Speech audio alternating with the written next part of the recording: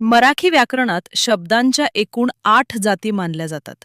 या 2 प्रकारात विभागल्या जातात: विकारी आणि अविकारी.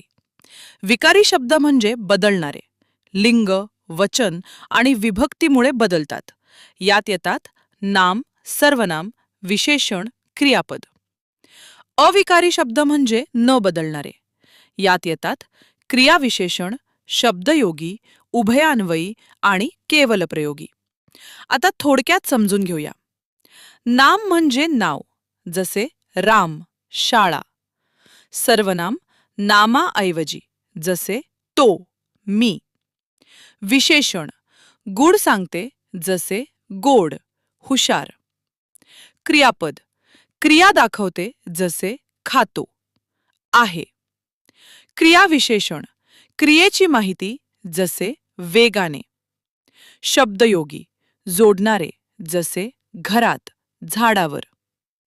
उभयान्वयी 2 शब्द जोडते, जसे आणि, पण.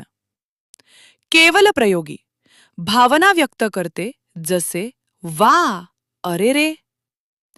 ट्रिक लक्षात ठेवा: 4 विकारी प्लस 4 अविकारी बराबर 8 शब्दांच्या जाती. असेच सोपे ग्रामर शिकण्यासाठी फॉलो करा ज्ञानमित्रा.